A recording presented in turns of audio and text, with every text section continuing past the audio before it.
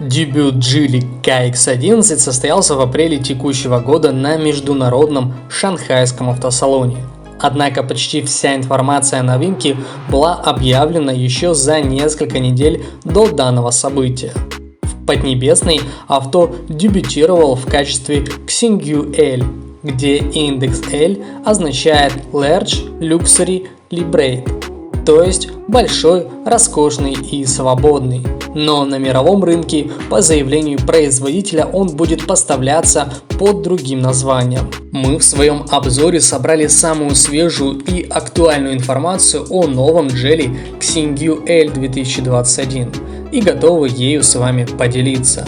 Кстати, на нашем канале уже есть большая коллекция обзоров на автомобили марки Geely. Ссылку на классическую модель Xingyu вы сейчас видите на экране. Итак, Geely KX11 – это полноприводный паркетник и самый крупный автомобиль, созданный на модульной тележке CMA. Он, можно сказать, является главнокомандующим модельного ряда автопроизводителя.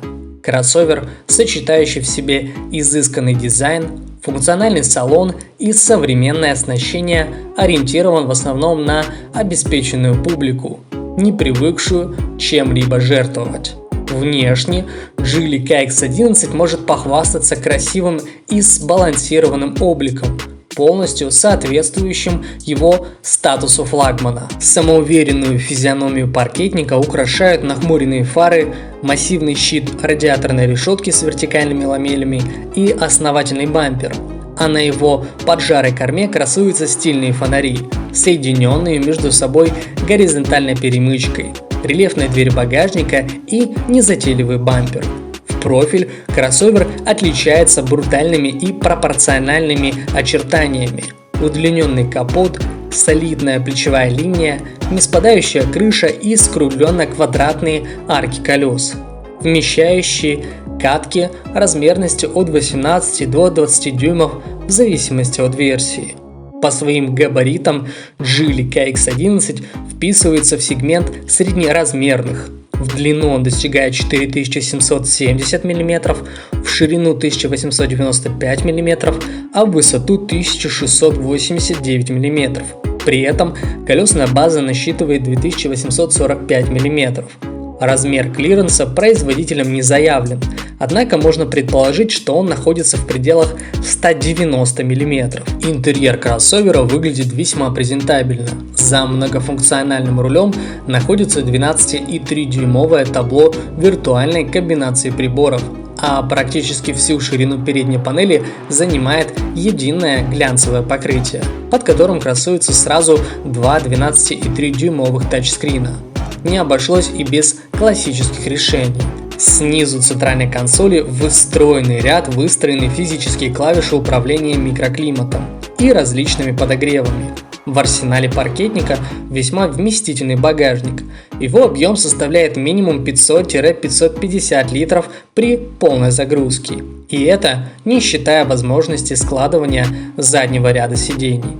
Под капотом Geely KX11 скрываются бензиновые четверки модульного семейства Volvo Drive E объемом в 2,0 литра с рядной компоновкой, турбонаддувом, непосредственным впрыском, балансированными валами, 16-клапанным ГРМ, фазовращателями на обоих распредвалах, электрическим насосом охлаждающей жидкости и регулируемым масляным насосом. Первый вариант генерирует 218 лошадиных сил и 325 ньютон-метр крутящего момента. Второй мотор насчитывает 238 лошадиных сил и 350 ньютон-метр пиковой тяги. Оба агрегата безальтернативно стыкуются с 8-диапазонной гидромеханической автоматической коробкой передач Aisin и полноприводной трансмиссией с многодисковой муфтой Haldex 6-й генерации, заведующей подключением задней оси. С 0 до сотни паркетник разгоняется всего за 7,7 секунды, а его максимальная скорость переваливает за 200 км в час. В комбинированном цикле расход горючего составляет в среднем 7,3 литра на каждую сотню пробега. точный показатель зависит от модификации. Автомобиль обладает независимыми подвесками обеих осей. На передней установлена система типа Макферсон, а на задней многорычажка. В Китае продажи Geely Xingyu L должны стартовать летом 2021 года. Однако ни комплектации, ни цены пока не объявлены. Ожидается появление автомобиля и на российском рынке, но произойдет это, вероятно, всего лишь в 2022 году. На этом все. Спасибо, что были с нами. Если данное видео вам понравилось, то рекомендуем подписаться на канал, высказать свое мнение в комментарии и поставить этому видео жирный лайк.